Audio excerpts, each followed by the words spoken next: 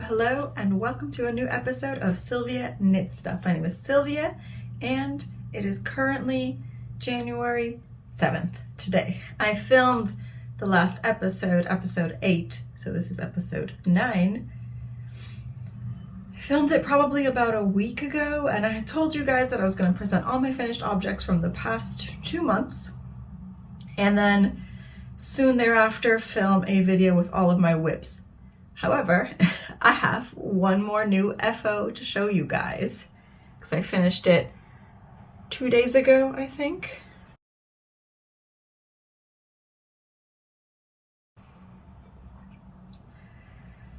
This is my Satama, I think it's a Finnish word, I'm not sure how to pronounce it, Satama Shawl. It's a design by Veera Valimaki. And it is knit using 2 skeins of fingering weight yarn. I use singles, so each one is 366 meters long. And I used up pretty much everything. This color here, the purple, this is all that I have left. And this is from a French dyer called Tinctura Laine. As I said, it's a singles base, and the colorway is called Colibri, which means hummingbird in French. The other color, I have this much left. So I think I am pretty happy with that because I have almost no scraps from this project. And the second color is from Hawari Bazaar. It's her Veil singles base, and the colorway name is Watercolor. It's a triangle shawl, and it's knit with a mix of garter stitch and brioche. This is the wrong side. This is the right side.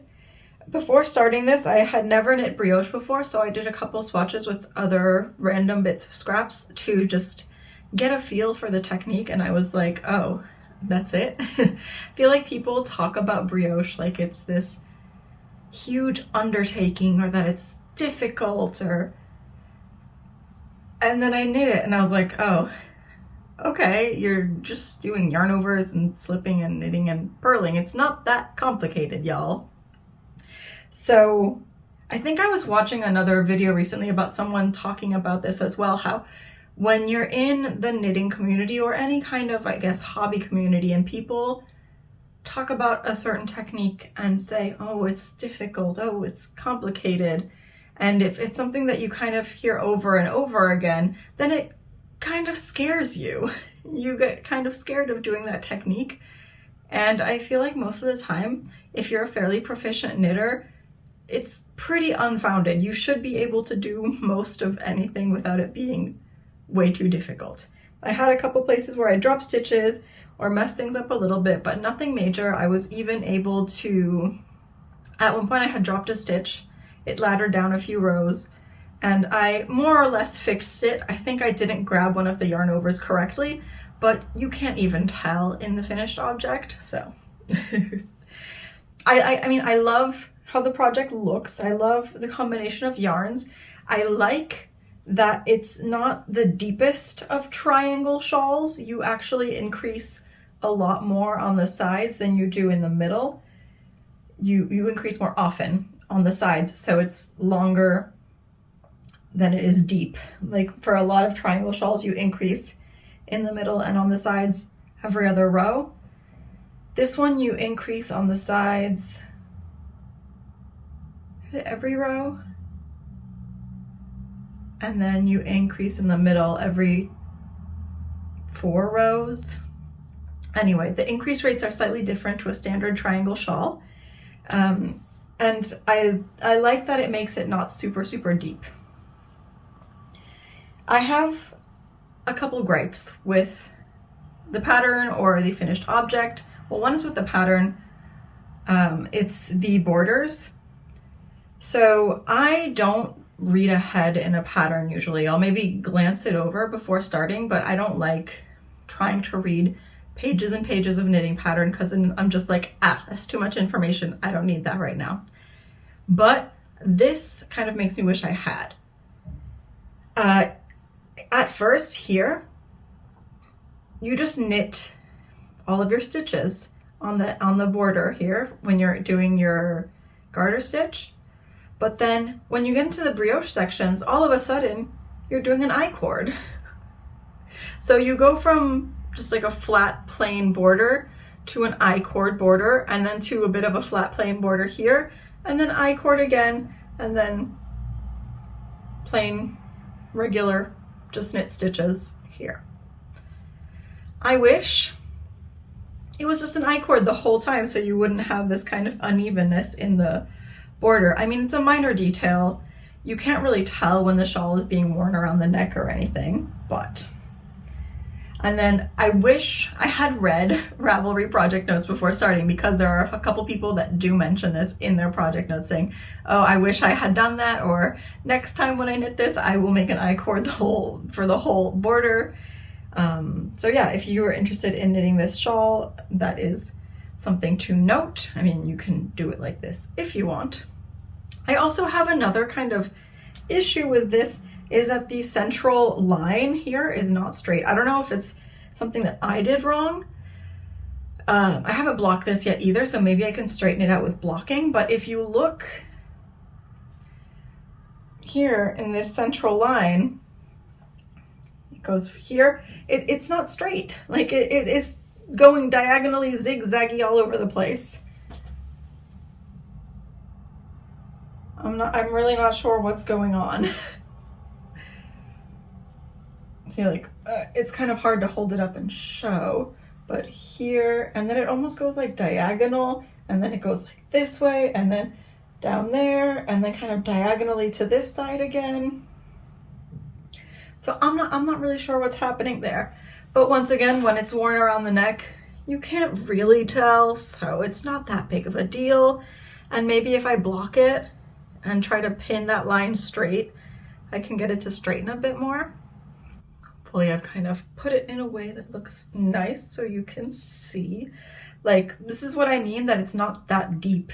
It only goes down to like the apex of my bust when I have it around my neck, but then I still have these tails that are fairly long on the side. I have one other triangle shawl that I knit myself. I think I showed it in my last podcast, the rainbow one, that one, it's the classic triangle.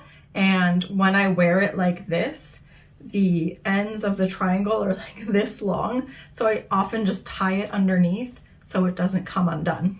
But with this one, it's pretty secure because these ends are very long. So I like a triangle shawl, but I like a less deep triangle shawl, a shallower, if you may, triangle shawl. And I think that's all for this one. I'll leave it on for now. If I get too warm, I'll take it off. And now let's go into Whiplandia. First of all, I have a Scrappy DK white sock that is almost finished. This is sort of following a pattern, but not really. So one of my friends from the Tricot Bière, which is a beer and knitting night that I organize in Paris, which I need to organize the next one for next Tuesday. It's Wednesday. I need to find a place to make a reservation. Anyway, she has a channel on here as well, and she also sometimes writes patterns, and she released a free DK weight sock pattern. And it's the Cozy Morning DK. I think the pattern is just called Cozy Morning DK by Camille Heng. And I had never knit a successful pair of DK weight socks. I tried very early in my sock knitting journey to knit a pair of socks, but they didn't quite work for various reasons I'm not going to get into today. So I just grabbed her pattern to figure out how many stitches to cast on. If I remember correctly, I think it was 40 for the smallest size. The Slow Morning DK socks, they're just 2x2 rib for the whole way around, and they have a very long leg. So I just did the 2x2 rib for 10 rounds, and then I kind of switched up my ribbing a bit. Here you can see, it's no longer 2x2. It's more like 2x2 by 6 or something like that. And I decided to use up a bunch of scraps. So this is all fingering weight held double, and it's kind of fading, like it's using the technique that you use to fade, but it's not necessarily a fade. Because like obviously black doesn't fade into green, but I did, 10 rounds of each stripe, and just, so there's 2 strands of one color, 1 strand each of 2 different colors, and so on and so forth. I'm not going to list all of these yarns because there are 1, 2, 3, 4, 5, 6, 7 different ones in here, and it's mostly scraps and a few small minis. And it's almost done. I haven't touched it in a while. I think, no, I still have a few more rounds on this stripe, and then I think I wanted to try to do the toe. I'm probably going to read Camille's pattern for the toe because I'm not sure what the stitch counts are for a DK weight toe, but for the heel I didn't look at her pattern. I just did a shadow wrap heel, and I used the kind of rule of thirds where you have a third of your stitches wrapped, a third of your stitches in the middle at the end, and then a third wrapped, and then you resolve all of them and you keep on knitting. In general, like I found this does work up quite quickly, and I've been knitting it on small circulars, but I think something has changed, or I've changed something in my knitting technique, that I think I tend to tense up more. And I found I find that knitting smaller circumferences with mini circulars can put too much tension in my hands and in my arms. I don't know why, like I seem to tense up more than before. I noticed it while knitting sleeves recently too, using mini circulars, and I'm just like, why am I holding this so tightly? And so this whole sock, I feel like I was super tense, and that's why I've been a bit hesitant to pick it back up, because then it's like, oh, then I have to do another one, and I probably shouldn't try to loosen up all that much. If not, it'll be a different size. So I'm feeling a bit about knitting a second one, but we'll probably eventually get around to it. While we're on the topic of socks, I have a pair of fingering weight socks. So in my last podcast with all my finished objects, I showed you the socks that I ended up leaving with my sister that I knit with a sock set from Artemis yarns. These 2 colors, Coral Reef and Bioluminescent. I had bought a different sock set from that collection at the same time, and I knit them into Mermaid Avenue socks in early 2024. And this was the main color, which is called Deep Sea. And so I decided to get all of these little scraps together from the same collection and make some stripy socks. For some reason, I haven't grafted this toe shut yet. It's been like that for a couple weeks. I think I finished this maybe on the flight back to France. So yeah, it's been a couple weeks since it's been sitting there like this. And I do have a bit of an issue with something I did with this sock. I have tension issues when I carry my yarn, when I do stripes. And a lot of the time I feel like it's too tight, and like stitches like get eaten up by the tightness of it. But so I tried to be looser, and I think it's too loose, like here. It just doesn't look that great. It's much more obvious in this section here because I actually carried the blue also all along here. So I was carrying blue and either yellow or purple all along here. And when the sock is off, you can kind of just see a ridge, but when it's on, you can see that it pulls like this and has these holes, which is kind of unfortunate. I kind of have the same problem on the foot as well. Like if I pull, it's kind of gappy. But they're socks. I'll get it done and I'll wear them eventually. I'm still not feeling the sock mojo that much, guys. Like last year, I calculated I technically finished 7 pairs of socks last year, but one of the pairs was almost done, so 6.5. But I'm just not really feeling that urge to knit socks like mad like I did in 2023. But for these, just a basic vanilla sock construction. I did 20 rounds of twisted 1x1 rib, and then just 60 round leg, as I usually do with all of these stripes. Shadow wrap heel once again, and stripes on the foot.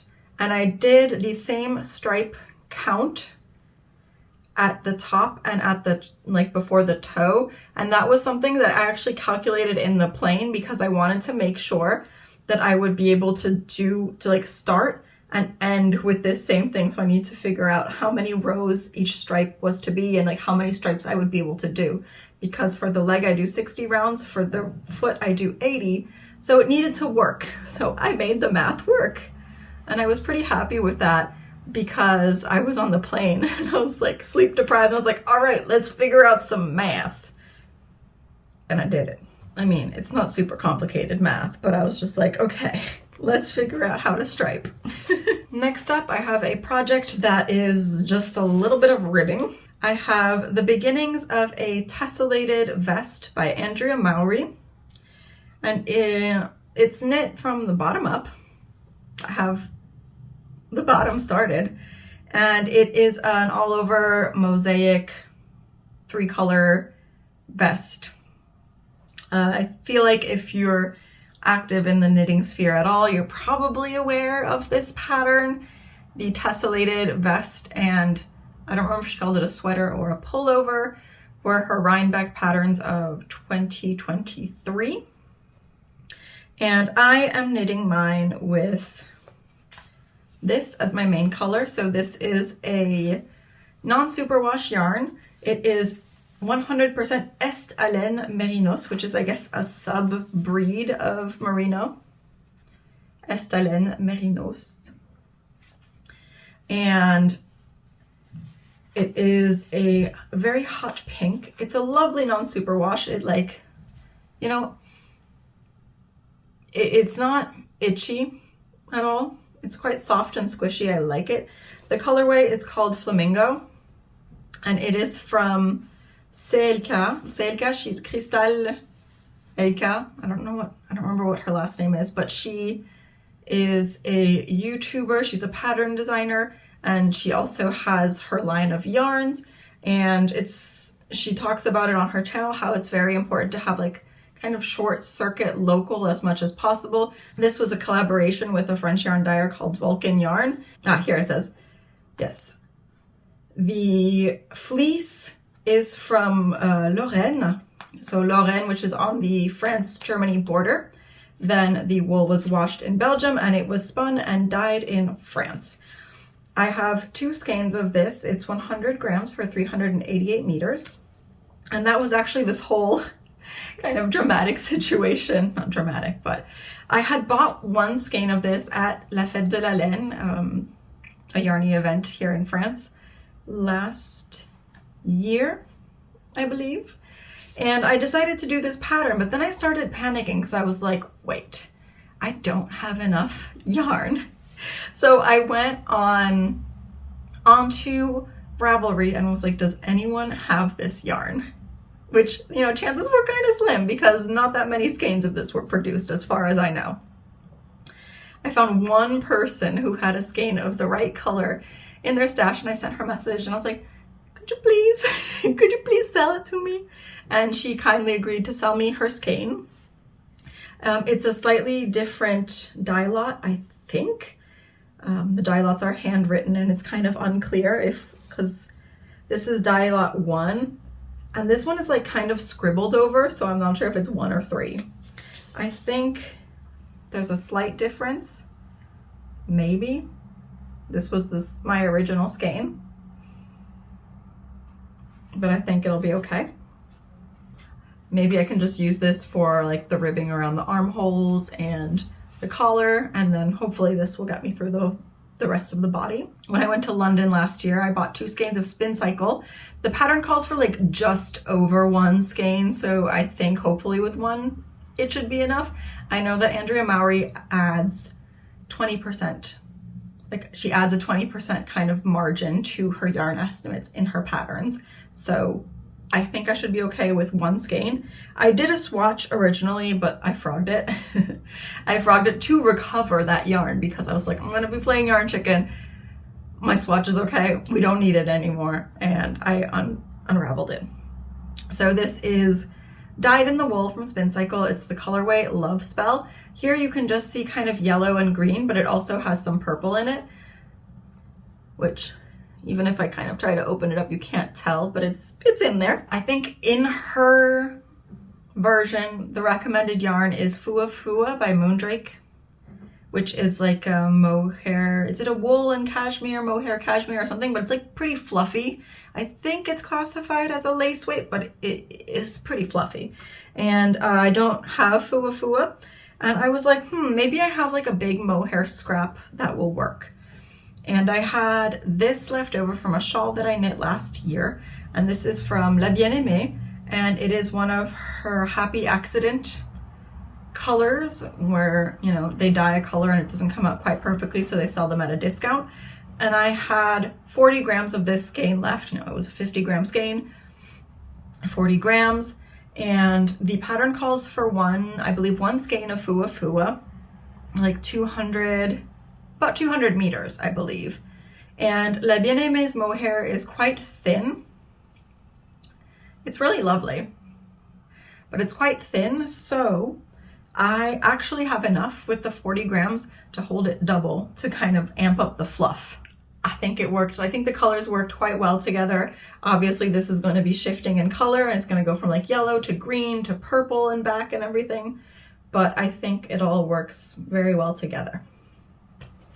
However, I started this a while ago, and then I did the ribbing with the recommended needles. I think it's 2.75s maybe. And then I got to the end of the ribbing. I was like, wait, all of my 3.5 millimeter needles are busy. And so I put it aside. I think I have since finished one of my projects with 3.5, so I can pick this back up soon. But I have one priority project to get through, I think, before I start working on this again. I think I chose size 3, maybe? Let me check. Yeah, size 3. I think technically size 4 is the recommended size for me, but since I don't have enough yarn, we're going for a size 3 and just crossing fingers. And it's really funny, my friend Jan, she posted a picture on her Instagram story of something she was knitting. I was like, oh, is that the Tessellated Vest? And she was like, yes. So we're both, I think hers is almost done, but I said, when you finish yours and when I finish mine, we need to take pictures together, because it's so funny that we both started the same project around the same time, completely independently of each other. Next up, let's do another pink WIP. This is the beginnings of a beanie that I'm not sure, I'm not sure what's gonna happen with this. But as of now, this is the Severnside Beanie Hat by Annabelle Williams. I'm a little puzzled as to the choice of name. Why is it beanie hat? Like, just call it a beanie or a hat.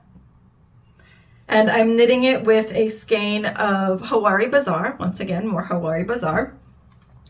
And I wasn't sure how this was going to knit up in like a hat circumference, because as you can see, it's variegated. And I was like, maybe something with cables could be nice. But as I'm knitting, it's striping. And I'm not sure that cables are gonna look good with this stripe. And this pattern has a big twisted rib brim, and then it goes into a cable pattern for the rest of the hat. And there are these cables that almost look like hearts, and then you have other little columns of textured stitches in between your cables. And I'm thinking to do 14 centimeters of twisted rib. Before you start, I need to measure how much I've done. I think what I'm going to do is start the cable pattern when I get to it, see how it looks, and if I don't like how it looks, just frog it and do something else, make like a hipster hat or an Oslo hat or something simple, because, you know, there is quite a lot going on with this yarn, actually. I feel like it definitely looks a bit busier knit up, but I don't know. Like, it is very pretty. I'm just not sure it's the right choice for cables. That's a very individual thing, you know. If you want to knit cables and stripes, go right ahead. There is one thing about this pattern though. I'm not sure how tight of a knitter she is. I decided not to swatch and just pick a size based on stitch count. Like, I know that I think it's the hipster hat or the Oslo hat I knit for myself had like 112 stitches, and the smallest size for this was 124, which is like a child size. So I cast on the 124 and went down a little bit on needle size. So I'm kind of freewheeling it here, but it's pretty low stakes. It's just a hat. Because it's a brim that you're supposed to kind of fold up like this, what she has you do is knit your twisted rib, twisting your pearls, because then if, you know, like right now, if I have this twisted rib here on the outside and I'm knitting and you fold it up, then you have regular rib. What I decided to do was like, well, I'm just gonna do twisted knit stitches and then I can just turn it like a German short row turn. I'm not sure why I would want to torture myself doing 14 centimeters of twisted pearls when I can just do that, and it's much simpler in my opinion. I feel like I've definitely gotten more comfortable with twisted pearls. There were a lot of them in the Rococo top that I knit this past year, but still, I'd rather knit a twisted knit stitch than a twisted pearl. I don't know about you. So, will this fit my head? Will the cables look good? Stay tuned. I have a Lakes pullover. It's a pattern by Ozetta that I'm a little stuck, but I think I've decided what I'm going to do. So get ready for an explosion of color because this has a lot of it.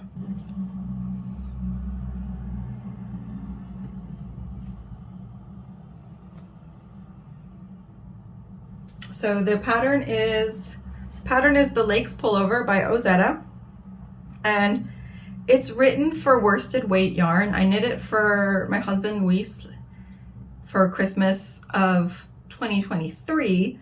And I got gauge with the recommended needles with Juliette from De Rerum Natura, which is a worsted.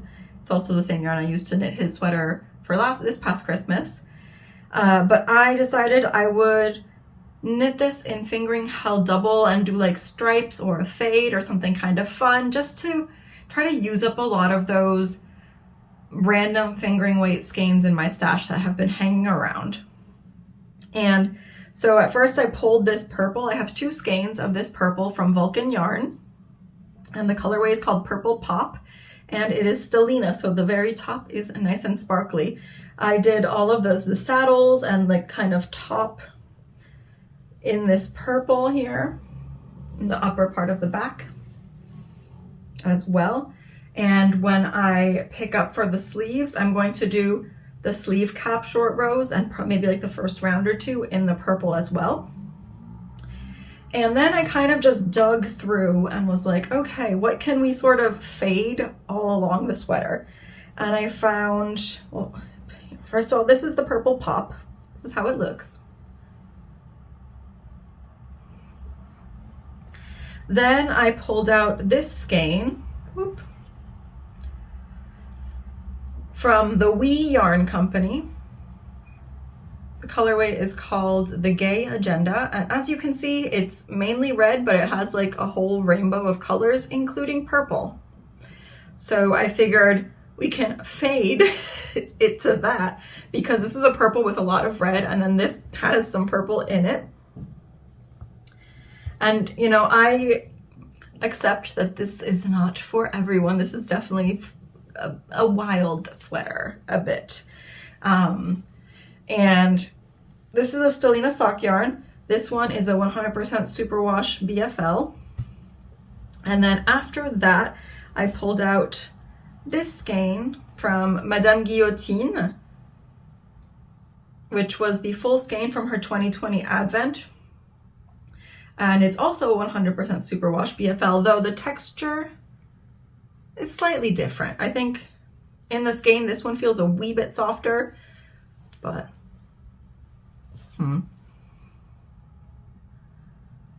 I'm not sure, but they're both 100% Superwash BFL. And I figured this one is mainly blue, so it's a bit of an abrupt kind of change from the mainly red, but this also has lots of speckles and splashes of different rainbow colors, including some purple.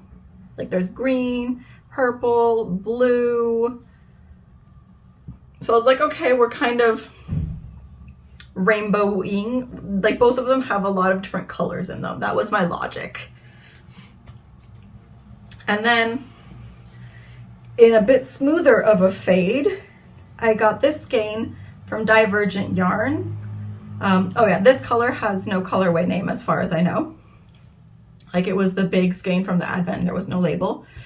I got this colorway from Divergent Yarn, and I think it's called Quest. How good is my memory?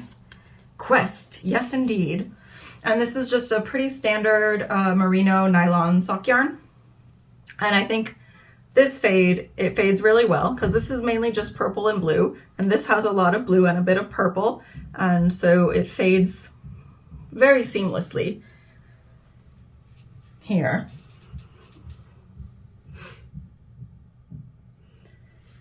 And then I was like, what else do I have that could maybe work? And I pulled this out. And so this isn't quite exactly the same shade of purple, and it has some of the same blue, like a little bit. So I decided to put that one in afterward. And this is a sock yarn from Tricot et Stitch, and the colorway is 1983. And looks like that.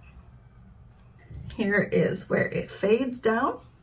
And then since this colorway has quite a bit of like green toned blues and even some green, like a bit of green in there as well, I pulled out this green skein from my stash. This isn't a sock yarn, this is just a 100% merino.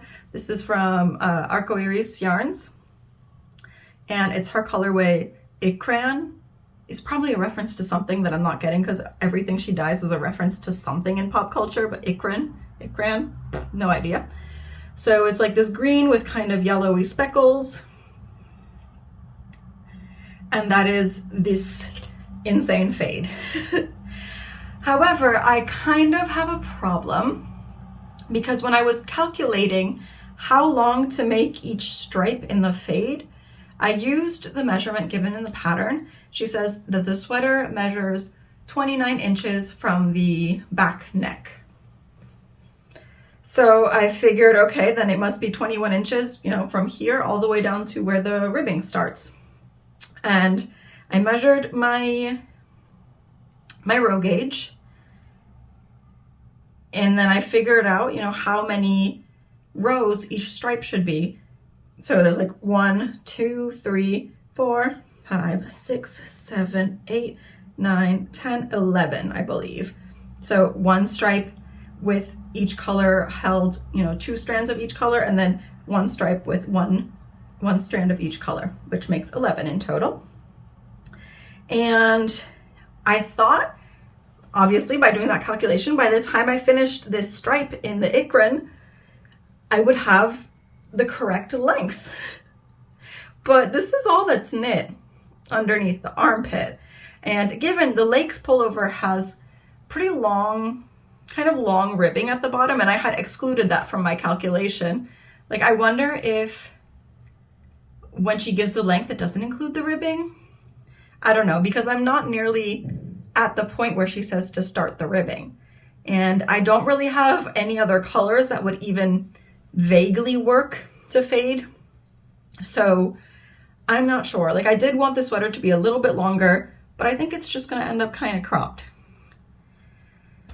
I don't think I'm going to do the ribbing right away. I think I might try to, like, obviously it's not going to fade, but maybe do a stripe with this held together with the green, and then do the ribbing in this and call it a day.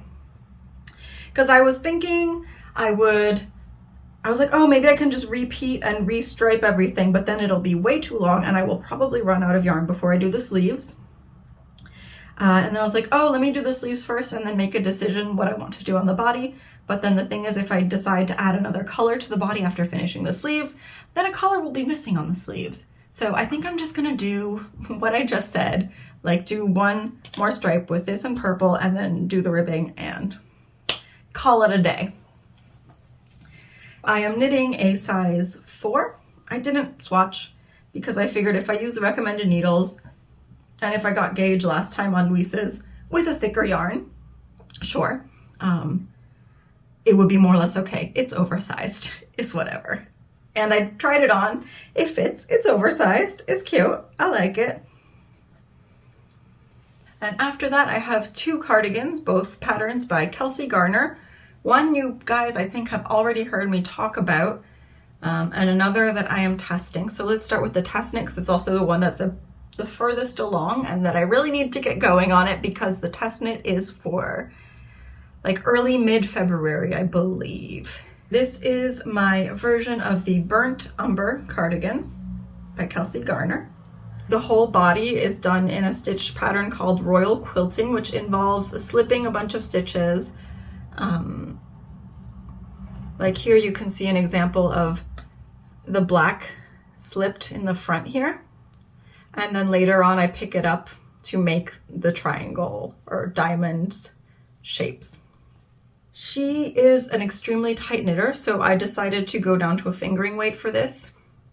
She knit her version in sport weight on a 5mm needle, and to get gauge I needed to go down to like a 3.5. Yeah, 3.5. I originally swatched with like a 3 or a 3.25, but my row gauge was too tight and she said that that was really important, so I went up to a 3.5.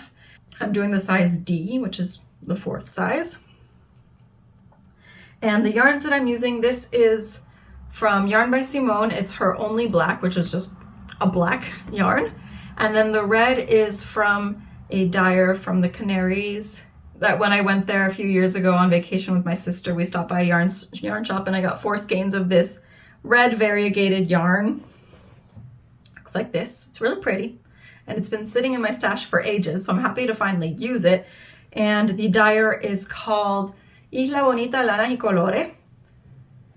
And the colorway is called Fruta del Bosque. So fruit of the forest, like berries and stuff. So it's, you know, dark red with little bits of brown and green in it as well. I want to wind up another skein, so I start alternating because as of now I've just been using this one, but since it is hand dyed and it is variegated, I do want to start alternating before I run out of the first skein, so it's not like boom, what happened here? So I think maybe tonight I'm going to wind up a second skein. And I am going to make a bit of a change in the pattern. She said we can make modifications as long as we write everything down. And I know that there are a couple people that want to crop it because it is meant to be full length. And I think, judging by the pictures, it is quite long. I've been struggling with the stitch pattern a little bit. Not that it's difficult to knit, just that I haven't been enjoying the knitting process that much. Which is funny because on the group chat on Instagram, some people are like, whoa, the stitch pattern is so fun. I love slipping all these stitches. But for me, I don't know, maybe it's the way that I hold my needles that's just like not super comfortable to do. I don't know. So I'm going to crop it. I'm going to remove quite a bit of length from the body. You know, maybe I just need to do like 2-3 more inches on the body. And it is a raglan knit bottom up. So once I get the body part done, I'm going to knit up the sleeves, and I've never done a bottom-up raglan before, so it'll be an adventure. This is going to be my main focus now. I had kind of been ignoring it for a while, like concentrating on other things, and I'm like, all right, Sylvia, let's put the foot on the accelerator for this guy. And as I said, my last WIP is also a cardigan from Kelsey. This is the Chained Oblivion cardigan, and I don't remember when I started this. When did I start this? I think I forgot to add it to my knitting notebook. But I started it a while ago. I got the ribbing done and that's it. I think for this one I'm doing a size C, like the 3rd size instead of the 4th size. And I'm knitting it in Ulysse from Durarium Natura. This is the colorway Fusain, which means charcoal. And, you know, that's pretty much the color. It's not quite black. It's like a charcoal color. I have the ribbing done and 2 or 3 rows of the body. And it's the same construction as the burnt umber, so I guess Kelsey likes a bottom-up raglan. And this one, I also had to go down quite a lot in needle size. I'm going to be knitting, like I'm knitting this, I think, on a 2.75 millimeter needle for like the whole cardigan. I think she knitted on a 3.5.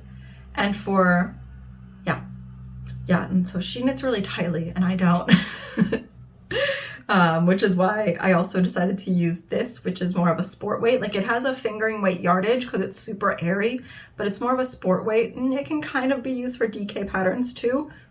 And she knit hers in a non-superwash DK weight yarn. I started knitting this pattern with a fingering weight yarn, but I found that even going down with a lot with needle size, the seed stitch was still looking really gappy. So I think this is a good compromise between like a DK and a fingering. Obviously that's the definition of a sport weight, but you know. Since I haven't gotten very far on this, I don't really have anything else to say other than I want to knit more cardigans this year, I guess. I've got 2 on the needles. I didn't knit any last year. I think I knit 2 the year before and 1 the year before that. And this cardigan back here that is like always on my chair is my most worn knit. Absolutely, like without a shadow of a doubt, it's the knit that I wear the most. So I want more cardigans. We're making it happen. But I have priorities, so this one will probably stay on the back burner for a while until I get through at least the burnt umber. Whew. That is all in terms of WIPs. I do have like other projects in mind, other things I want to do. I know that James N. Watts, Park Williams, and Jessie May are doing a knit along for like stuffed animals, and I want one of those chickens. I really want an emotional support chicken. I've been lusting after them. So maybe I'll cast that on soon. But there is a French YouTuber and pattern designer called Lysandre Ourdin who is doing this challenge called Je termine mes WIPs, like challenge, I'm going to finish my WIPs. So the whole idea is in January, don't cast anything new, don't cast on anything new, and just finish as many WIPs as possible. And, you know, obviously I've got a lot of WIPs going on, but I'm just like, I want more. So I'm gonna kind of do half of the challenge. I'm gonna try to finish as many things as possible, but I might cast on 1 or 2 things because I also have something else that I want to do. In the podcast of finished objects, I showed you guys my Medusa shawl and told you that I had a little bit of each ball of each color left. So it was an advent calendar. I had 24 20-gram skeins and I had a bit of each color left over. I thought maybe like 2-3 grams. And I was thinking maybe I can put it in the yoke of a sweater, maybe I can put it in a shawl, I don't know, but I need to figure out how much exactly I have left. So what I did is I balled everything into one ball, so the whole gradient is in this ball. It starts off with the green and the charcoal gray is at the very end, like on the shawl. And I weighed this when I finished winding it up into this ball, and I have 90 grams of yarn left. So for a sweater yoke, unless I want to have more scraps, which I don't, I want to use all of this in my next project, it would be too much, I think, for the yoke of a sweater. Because for the fingering weight sweaters that I've knit in general, I finished the first skein after having split for sleeves already. And, you know, the goal would be to just use it in the yoke. So no. Then I had thought of maybe doing some socks, but then the idea of having 48 ends to weave in for a pair of socks is just like, no. So I think it's going to be a shawl. And after my first brioche experience, I kind of want to brioche it. The advent calendar came with this color. This was the 100-gram skein that we got on the 25th, and the colorway is called Medusa, and it's a variegated blue. And so there's no blue in here. There's little like speckles of blue in some places and some of the gray that matches this. But I think it could be really interesting to do a shawl in brioche with these two, like 90 grams, 100 grams. So I think this could be like the background color. Like for here, I have the purple in the background and the light variegated color in the front. So like to have this in the front and have this going from color to color and with the blue background, I think that could be really cool. But because I have more of this, I was thinking maybe also I could do some, maybe just like some simple yarn over stripes, or maybe just at the very end with just this color. I need to sit down and think about it, because I was looking on Ravelry at brioche shawls that use about 2 skeins of yarn, and nothing was really, you know, calling my attention. Since it's going to be the same gradient as the Medusa shawl, I don't want it to go in the same gradient from corner to corner again. I want it to be from top to bottom, so it has to be like a triangle. And like, I don't know if I want like a half moon semicircular shawl either. And I do like the shape of this triangle. So like maybe I can play around with the way the increases are done on this, but change up some of like add some lace stripes of this, or I don't know, I'm kind of all over the place. But, you know, just an idea I'm putting out there into the universe.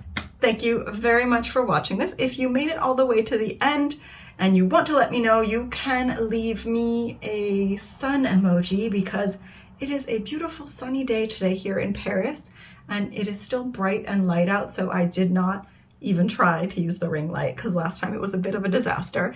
Thank you for those of you who watched the video with the ring light.